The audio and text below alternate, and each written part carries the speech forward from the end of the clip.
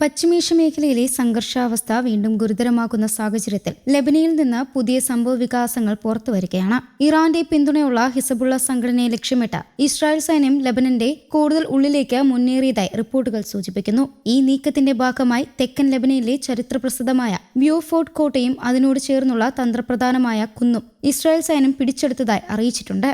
കഴിഞ്ഞ പല വർഷങ്ങൾക്കിടയിലും ഏറ്റവും ശ്രദ്ധേയമായ സൈനിക നീക്കങ്ങളിലൊന്നായാണ് ഇതിനെ വിലയിരുത്തുന്നത്.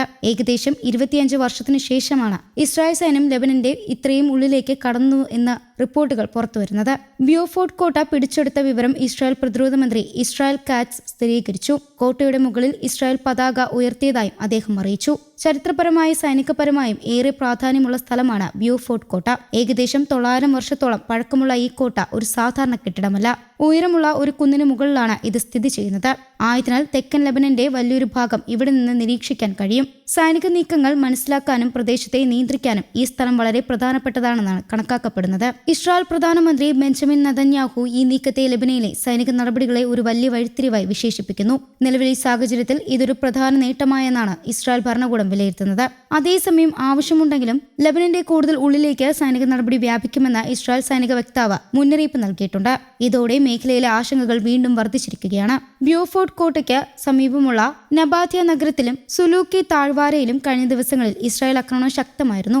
ഈ പ്രദേശങ്ങളെ ഹിസ്ബുള്ളയുടെ പ്രധാന പ്രവർത്തന കേന്ദ്രങ്ങളായി ഇസ്രായേൽ വിശേഷിപ്പിക്കുന്നുണ്ട്. റിപ്പോർട്ടുകൾ പ്രകാരം നിലവിൽ ഇസ്രായേൽ സൈന്യം നബാത്യ നഗരത്തിൽ നിന്ന് ഏകദേശം 5 കിലോമീറ്റർ മാത്രമേ അകലെയാണ് നിലയുറപ്പിച്ചിരിക്കുന്നത്. ഇതോടെ സൈനിക സാഹചര്യം കൂടുതൽ സങ്കീർണമാകുകയാണ്. കഴിഞ്ഞ ദിവസങ്ങളിൽ പ്രധാനമന്ത്രി നെതന്യാഹു നടത്തിയ പ്രസ്താവനയും ശ്രദ്ധ നേടിയിരുന്നു. വെടിനിർത്തൽ കരാറിന്റെ ഭാഗമായി അതിർത്തിയായി കണക്കാക്കപ്പെട്ടിരുന്ന ലിഥാനി നദി സൈന്യം കടന്നതായി അദ്ദേഹം പറഞ്ഞിരുന്നു. ഇത് പ്രദേശത്തെ നിലവിലെ സുരക്ഷാ ക്രമീകരണങ്ങളെക്കുറിച്ചുള്ള പുതിയ ചോദ്യങ്ങൾക്ക് വഴിവെച്ചിട്ടുണ്ട്. ഇതിനിടെ സാധാരണ ജനങ്ങളെ ബാധിക്കുന്ന സംഭവങ്ങളും തുടരുകയാണ്. ടെർ നഗരത്തിലെ ഒരു ആശുപത്രിക്ക് സമീപം നടന്ന ആക്രമണത്തിൽ 13 ആരോഗ്യ പ്രവർത്തകർക്ക് പരിക്കേറ്റതായി റിപ്പോർട്ടുകളുണ്ട്.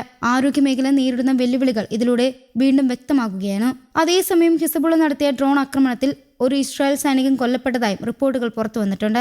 ഇരു വിഭാഗങ്ങളും ആക്രമണങ്ങളും പ്രത്യാക്രമണങ്ങളും തുടരുന്നതിനാൽ സ്ഥിതി കൂടുതൽ ഗുരുതരമാകുകയാണ്. സുരക്ഷാ കാരണങ്ങളാൽ സഗ്രാനി നദിയുടെ തെക്ക് ഭാഗത്ത് താമസിക്കുന്ന ലെബനൻ പൗരന്മാരോട് പ്രദേശമൊഴിയാൻ ഇസ്രായേൽ നിർദ്ദേശം നൽകിയിട്ടുണ്ട്.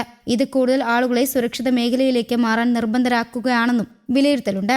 ഇസ്രായേലിനും ഈ സംഘർഷം നഷ്ടങ്ങൾ ഉണ്ടാക്കിയിട്ടുണ്ട്. ഇതുവരെ 25 സൈനികരെ നഷ്ടപ്പെട്ടതായി റിപ്പോർട്ടുകൾ സൂചിപ്പിക്കുന്നു. അതേസമയം നയതന്ത്ര ശ്രമങ്ങളും തുടരുകയാണ്. കഴിഞ്ഞ വെള്ളിയാഴ്ച അമേരിക്കയിൽ ഇസ്രായേൽ ലെബനൻ സൈനിക പ്രതിനിധികൾ തമ്മിൽ ചർച്ച നടത്തിയിരുന്നു.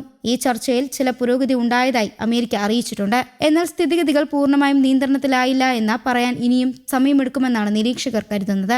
ഇപ്പോൾ ശ്രദ്ധ നേടുന്ന ബ്യൂഫോർട്ട് കോട്ടയുടെ ചരിത്രവും വളരെ സമ്പന്നമാണ്. 12ാം നൂറ്റാണ്ടിൽ കുരിശുദ്ധ സേനകളാണ് ഈ കോട്ട നിർമ്മിച്ചത്. 1190-ൽ പ്രശസ്ത മ്യൂസിയം ഭരണാധികാരിയായ സലാഹുദ്ദീൻ ആയുബിയുടെ നേതൃത്വത്തിലുള്ള സൈന്യം ഈ കോട്ട പിടിച്ചെടുത്തു. പിന്നീട് നൂറ്റാണ്ടുകളോളം ഈ കോട്ടയുടെ നിയന്ത്രണത്തിനായി നിരവധി യുദ്ധങ്ങൾ നടന്നു. അറബ് സൈനികരും ക്രൈസ്തവ പോരാളികളും പലതവണ ഇവിടെ ഏറ്റുമുട്ടിയിട്ടുണ്ട്.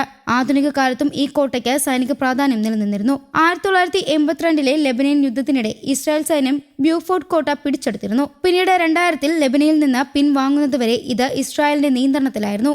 ഇപ്പോൾ വീണ്ടും ഈ ചരിത്രപ്രസിദ്ധമായ കോട്ട ഇസ്രായേൽ സൈന്യത്തിന്റെ നിയന്ത്രണത്തിലെത്തിയിരിക്കുകയാണ്. ആയതിനാൽ തന്നെ ഇത് വെറും ഒരു സൈനിക നീക്കം മാത്രമല്ല, ചരിത്രപരവും രാഷ്ട്രീയപരവുമായ വലിയ പ്രാധാന്യമുള്ള സംഭവമായി പലരും വിലയിരുത്തുന്നു.